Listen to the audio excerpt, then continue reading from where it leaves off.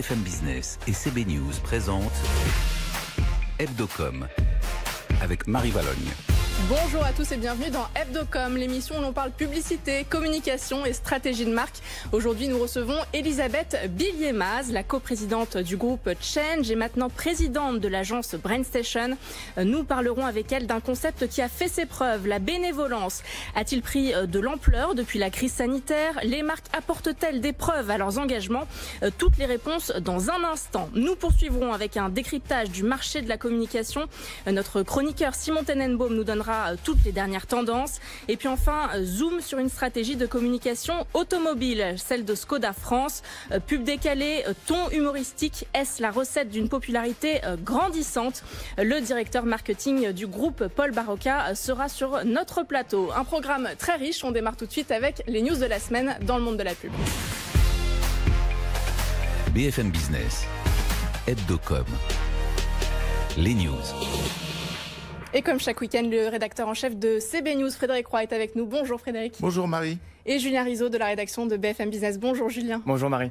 Alors Julien, on commence avec ce qui est pour vous la campagne de la semaine, la nouvelle publicité du gouvernement pour lutter contre le coronavirus. Oui, après les messages d'alerte sur les gestes barrières à respecter et le camping du village Bon Réflexe, la nouvelle publicité du ministère des Solidarités et de la Santé change totalement de ton. Elle est signée Mullenlow Paris et elle nous montre de façon très claire les conséquences du non-respect de la distanciation sociale. Pour ce faire, le spot met une famille au quotidien en scène, le père au travail qui fait la bise à sa collègue, son fils devant le lycée qui enlace une de ses camarades de classe. Ils ne le savent pas encore, mais ces gestes auront des conséquences. La famille se retrouve le soir pour fêter l'anniversaire de la mère, sauf que quelques jours plus tard, cette dernière est hospitalisée et placée sous assistance respiratoire. Une campagne avec sa tonalité plus grave et qui nous a fait penser aux publicités de prévention routière. Effectivement, on poursuit avec l'UFC Que Choisir qui demande que l'encadrement des publicités alimentaires destinées aux enfants soit renforcé. L'association des consommateurs lance une pétition pour interpeller les pouvoirs publics sur les dérives du marketing alimentaire pour les enfants, intitulée « Éteignons la pub pour la malbouffe ». La pétition s'appuie sur une étude de l'UFC Que Choisir et les résultats sont sans appel. 88% des spots publicitaires à destination de jeunes publics concernent des aliments du Nutri-Score D et E, soit les deux classements les plus défavorables du point de vue nutritionnel. À titre de comparaison, seuls 43% des publicités pour le grand public concernent des aliments classés dans ces catégories. L'association demande donc l'interdiction de la publicité pour les produits alimentaires déséquilibrés, car l'obésité infantile gagne du terrain. UFC Que Choisir le rappelle, si elle touchait seulement 3% des enfants dans les années 1960, aujourd'hui un enfant sur 6 est obèse ou en surpoids. Côté affichage, on a appris cette semaine de futures suppressions de postes du côté de JCDecaux. Oui, le spécialiste de l'affichage publicitaire négocie en effet le départ d'environ 5% de ses effectifs, ce qui équivaut à 158 postes. La direction de l'entreprise précise qu'en cas d'accord avec les syndicats, elle s'engage exclusivement à des départs volontaires. Elle souhaite également la mise en place d'un dispositif de chômage partiel de longue durée pour faire face à la reprise très lente du secteur. Frappé de plein fouet par la crise du coronavirus, le chiffre d'affaires de JCDecaux a plongé de près de 42% au premier semestre avec une perte nette de plus de 250 millions d'euros. On termine Julien quand même avec une note plus joyeuse. Votre coup de cœur de la semaine, c'est la nouvelle campagne de Maison Thirier. Racontez-nous. Oui, la nouvelle publicité de la marque réalisée par BETC Full Six va vous parler. Qui n'a jamais reçu des invités chez soi sans pouvoir les voir, coincés en cuisine à préparer le repas? Eh bien, la publicité nous montre avec humour ces situations où l'hôte au fourneau rate une demande en mariage, l'annonce d'une naissance, des blagues entre amis, mais aussi la séparation d'un couple, des moments de partage qui auraient pu être vécus par l'hôte de la maison si celui-ci avait préparé le repas avec les produits surgelés de la maison Thirier. Il est temps de revenir à table, conclut la voix off du film. Une campagne drôle qui donne l'eau à la bouche. On y pensera. Merci Julien Rizzo. Alors Frédéric, est-ce que vous allez nous faire autant sourire que Julien? Quelle publicité avez-vous remarqué cette semaine? Je vais essayer en tout cas. Moi, c'est une pub qui m'a scotché, là c'est le cas de le dire. C'est la dernière campagne Wigo de Rosa Parks, où on voit tous ces gens qui sont coincés, mais alors coincés de chez coincé dans un embouteillage, on a l'impression d'être dans un film de Tati. Moi, j'ai trouvé ça mais vraiment, vraiment sublime. Il y a même une vieille femme qui vérifie que son mari est encore en vie. Et puis tout d'un coup, la signature est presque encore plus belle. C'est le TGV qui passe à côté de l'autoroute. Un Wigo, bien sûr, pour gagner du temps. C'est un peu comme chez ces Thirier, quoi. Oui, pour gagner du temps, alors on fera Thirier puis Wigo la prochaine fois. C'est parfait. Allez, on poursuit avec l'invité de la semaine. BFM Business, Hebdocom. L'invité. Et nous recevons aujourd'hui Elisabeth Billier-Maz. Bonjour. Bonjour. Vous avez une double casquette. Vous êtes coprésidente du groupe Change. Vous avez pris la présidence de l'agence BrainStation il y a 6 mois maintenant, agence qui fait partie du groupe Change. Alors, pouvez-vous nous rappeler un peu les missions de ces deux groupes? Et puis, comment faites-vous au quotidien pour être le trait d'union entre ces deux agences? Alors, la feuille de route, on va dire, sur ces deux agences, la première, c'est effectivement d'épauler Patrick Mercier, qui est président fondateur de ce groupe, et qui a eu, alors, je ne vais pas dire l'intelligence, parce que ça serait un peu trop flatteur pour moi, mais en tout cas, l'ouverture d'esprit, et c'est assez rare de se dire qu'un fondateur se dit tout d'un coup, je vais partager mon siège, et qui plus est avec une femme. Donc, voilà, en fait, j'en profite aussi pour le souligner parce que je trouve que c'est assez rare dans notre métier. Et le sujet avec Patrick, c'est vraiment de donner une nouvelle dimension en fait au groupe Change à partir effectivement d'acquisitions qu'il a faites et qui maintenant nous permet de donner toutes ces dimensions au groupe pour se positionner vraiment comme un acteur de la transformation des entreprises. D'accord. Et du côté de BrainStation, du coup, plus concrètement? Et du côté de BrainStation, c'est effectivement de continuer à faire de ce qu'est BrainStation, c'est-à-dire une très bonne agence créative qui sait, on va dire, créer des communications conversationnelles, qui sait créer des marques relationnelles, et donc de continuer à essayer de faire ce que fait déjà l'agence très bien, mais de la pousser encore plus loin. Alors vous avez passé quand même 10 ans chez Havas, qui est un immense groupe. Avant ça, vous étiez chez Enjoy, qui était une agence créa. Oui. Et là, vous revenez à l'indépendance. C'est un retour vers des tailles plus humaines, plus agréables qu'un énorme groupe. C'est un peu ça. C'est vrai que du coup, vous connaissez un petit peu mon parcours. Et c'est vrai que c'est un peu un retour aux sources dans l'état d'esprit, en fait, d'une agence, effectivement, indépendante, qui permet d'avoir un niveau de décision rapide. Parce que je pense qu'on est dans une période où effectivement, la temporalité n'est plus la même. Et il faut pouvoir prendre des décisions très rapidement, être agile avec nos clients. Et donc, je pense que le modèle indépendant permet de le faire. Parce que du coup, le circuit est très court. Et puis, bien évidemment, avec la création au centre qui était déjà mon moteur il y a de nombreuses années et que je dis pas que je retrouve parce que bien évidemment qu'avec Havas il y a eu des très belles campagnes, mais en tout cas que je retrouve de manière très très très pleine avec le groupe Change et BrainStation. Alors comment s'organisent les équipes pour travailler ensemble, prendre le relais? Je sais pas, peut-être qu'il y a des marques qui commencent avec BrainStation et qui après poursuivent avec Change. Alors il peut y avoir des attelages. Sur certains clients où effectivement on peut se dire qu'il y a une communication qui est leadée par Change et BrainStation vient en relais parce qu'il y a un savoir-faire, on va dire, social par exemple et d'activation très marqué chez BrainStation et donc qui peut venir en relais de Change. Et puis après, il y a des territoires quand même qui sont très différents pour les deux agences.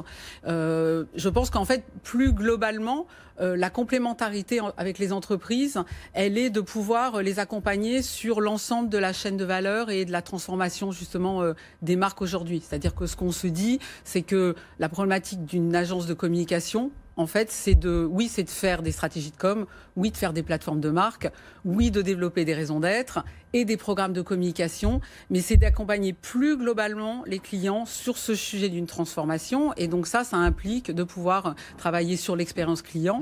On le voit aujourd'hui, le rapport au digital change, la manière dont vous allez arbitrer ce que vous faites en digital et ce que vous faites dans un magasin. Aujourd'hui, c'est beaucoup transformé et encore plus après en période post-Covid. Et puis, il y a un sujet autour de l'innovation qui, pour nous, est fondamental parce qu'on est convaincu que, en fait, la sincérité des entreprises passera par les actes. Et alors, je crois qu'après, vous recevez Skoda. Donc, il y a des communications qui font justement la démonstration de preuves. Et ça, il faut pouvoir construire ces preuves par le produit et le service. Alors, justement, pour parler un peu de transformation des marques, depuis 4 ans, le groupe Change a fait de la bénévolence son cheval de bataille. Alors, c'est-à-dire que vous accompagnez les marques sur leur raison d'être, mais aussi pour qu'elles montrent concrètement les preuves de leur engagement. Est-ce que les marques aujourd'hui prennent encore davantage conscience de cette importance?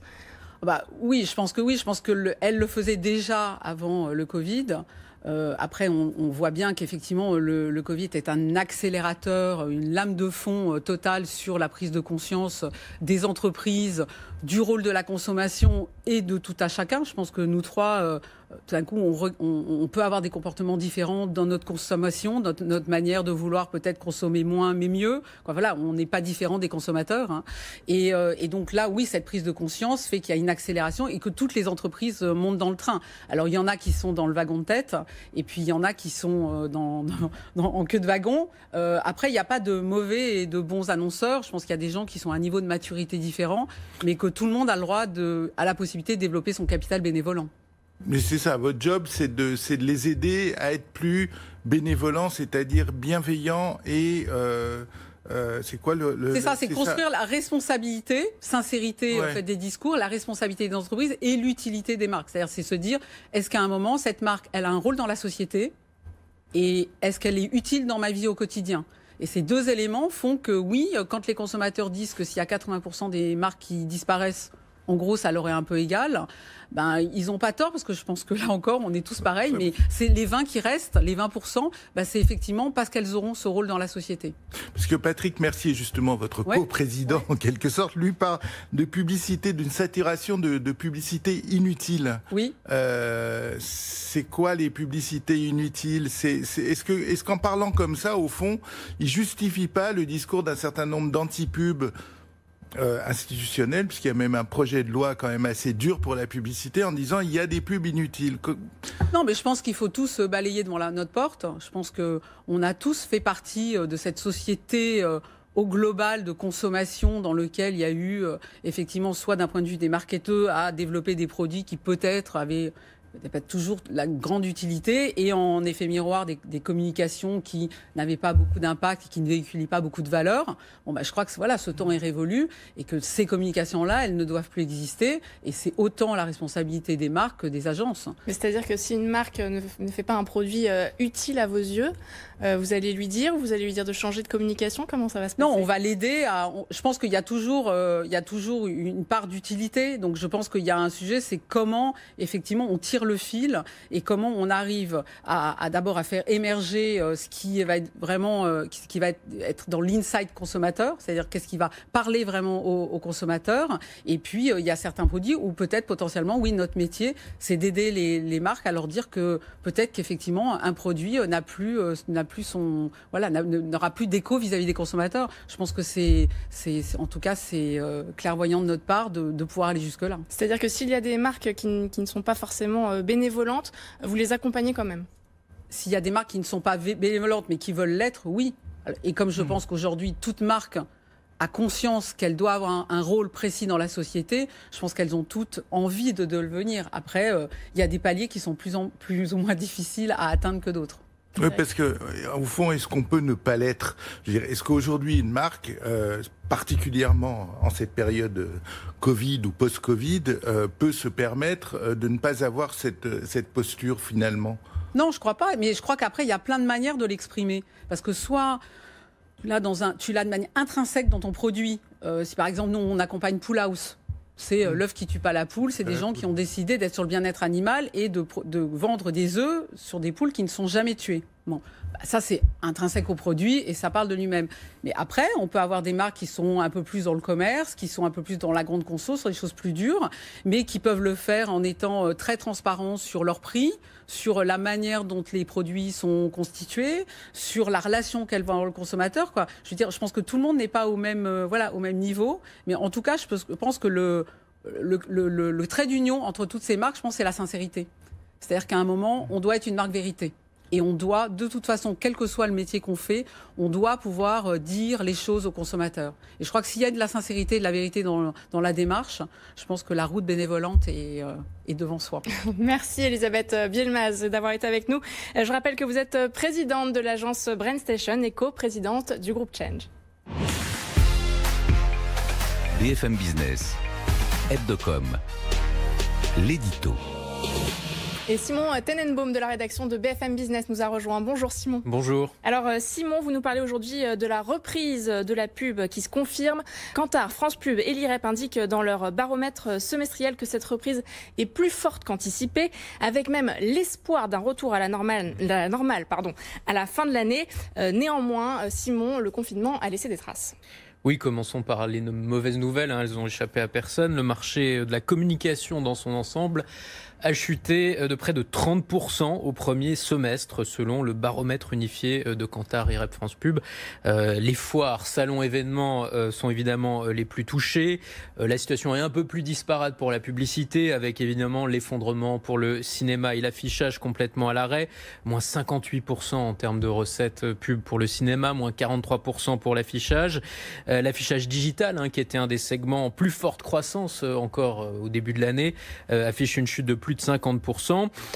Baisse marquée aussi pour les médias traditionnels, moins 30% pour la presse, moins 27% pour la télévision et moins 22% pour la radio, qui tire son épingle du jeu parmi les médias historiques, car la radio est plus réactive et donc ça a permis de profiter plus vite à la sortie du confinement de la reprise. Et enfin, le digital, on avait déjà eu les chiffres au début de l'été avec cette résistance du digital évidemment, puisque le repli est de moins de 10%, il faut quand même voir les écarts, moins 50, moins 10 entre les différents médias.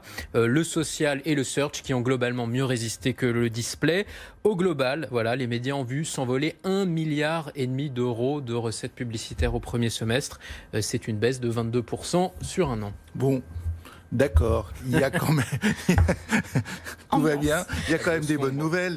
C'est reparti un peu cet été quand même, depuis cet été. Oui, on a eu des chiffres de France Pub sur le rattrapage et sur les toutes dernières semaines de l'été. Donc c'est un peu difficile de parler de rattrapage pour l'instant, mais au moins on voit vraiment ce retour à la normale qui s'est dessiné pendant l'été. En termes de volume publicitaire, la télévision et la presse font presque aussi bien que l'année d'avant. La radio fait mieux qu'en 2019, en hausse de 13% pendant les mois de juillet et août. Voilà, la réactivité, la proximité qui profite aussi à la presse quotidienne régionale qui a un peu surperformé.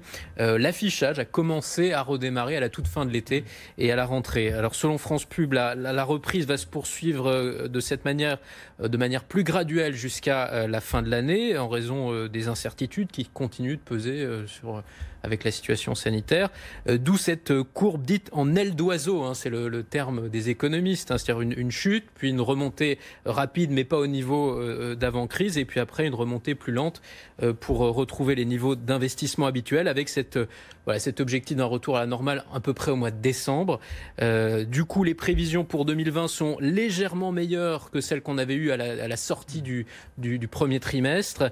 On retrouve ces différences avec d'un côté sur l'année, donc le digital qui devrait faire moins 5%, les médias traditionnels moins 17% et les autres leviers moins 26%, plombés toujours par l'événementiel, les foires, les salons, etc. Au total, le marché devrait donc reculer de 20% en 2020 et retomber 20 ans en arrière. On retrouve les niveaux de 1999, ça fait mal. Et ça, c'est si tout va bien jusqu'à la fin de l'année. Bon, merci Simon Tenenbaum pour cet édito. BFM Business, Hebdocom, le Zoom. Zoom aujourd'hui sur une stratégie de communication automobile, celle de Skoda France. Nous recevons pour en parler Paul Barocca. Bonjour. Bonjour. Vous êtes directeur marketing donc de Skoda France. Vous venez de dévoiler une nouvelle campagne, toujours accompagnée avec votre agence Rosa Parks. Une campagne d'affichage sur laquelle on voit des passagers qui se sont endormis en voiture. Il y a ceux qui ont le cou tordu, il y a ceux qui dorment la bouche ouverte. Alors forcément, les photos, elles ne sont pas à leur avantage. Et puis ces situations, elles n'arrivent plus dans vos voitures qui ont le pack sommeil, cette option pour avoir des appuis-têtes avec côté ajustable. À nouveau, pour communiquer, Skoda fait appel à l'humour. Est-ce que c'est une recette qui marche ? Alors c'est une recette qui est difficile parce qu'il faut, une fois que la veine a été trouvée, pouvoir entretenir cette veine. Mais finalement, c'est la veine que nous avons choisie, avec l'aide bien sûr de Rosa Parks, avec qui on a une complicité maintenant totale, et qui fait que cette autodérision, c'était nécessaire parce que c'était le ton juste pour faire émerger une marque qui, challenger sur le marché, avait besoin effectivement de sortir du lot, par rapport à des publicités plus classiques. Oui, parce que vraiment, c'est ce que j'allais dire, c'est plus que de l'humour, c'est de l'autodérision. Il y a cette campagne où vous étiez moche dans les années 80, je ne parle pas de vous, mais de nous tous, et par conséquent de Skoda, puisque ça voulait dire ça. Donc c'était la voiture des pays de l'Est. Cette image-là, elle est effacée aujourd'hui grâce à vos successions de campagnes ? Alors en tout cas, c'était une réalité jusqu'il y a à peu près 4-5 ans. C'est vrai que la marque, d'ailleurs c'est le seul cas en Europe, a été co-distribuée avec une autre marque des pays de l'Est. Et finalement, c'est resté très profondément ancré dans l'esprit collectif. Et il fallait absolument se départir de ça. Et donc, comment faire, puisque du coup la marque a beaucoup évolué depuis la reprise par le groupe Volkswagen.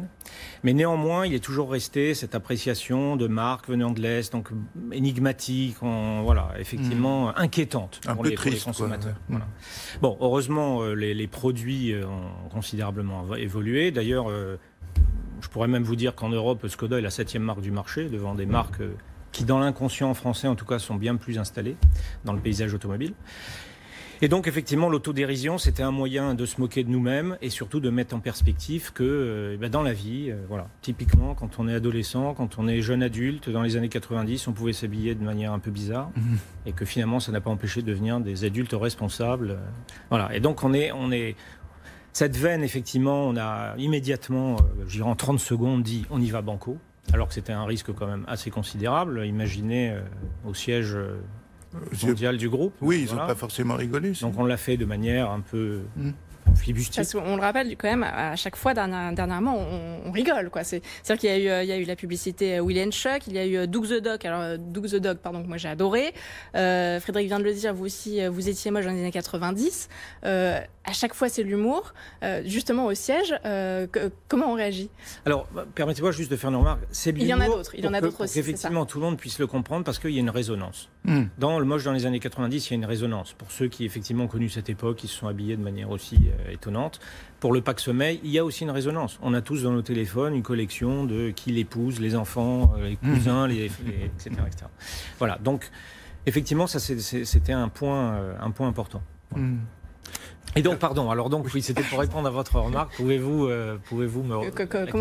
Comment on réagit aussi ? Vous êtes les seuls en Europe à faire ça. Pardon, je complète la question de Marie, mais quand la filiale française arrive au siège, on se dit, oh là là, qu'est-ce qu'ils ont trouvé d'autre ou Alors, c'est un film franco-français, totalement. C'est un choix que nous assumons en France parce que la situation de la marque en France est aussi plus difficile qu'ailleurs. Encore une fois, en Europe, la marque est 7e.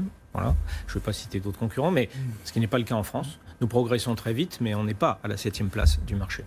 Et donc, c'est vrai que ce positionnement qu'on a pris du temps de travailler, etc., est vraiment dédié au marché et que maintenant que les résultats sont tombés, qu'effectivement cette campagne a eu beaucoup de prix et que ça a permis aussi de parler de la marque autrement, sur des plateformes marketing, des magazines, les spécialistes du marketing, ce qui n'était jamais arrivé avant.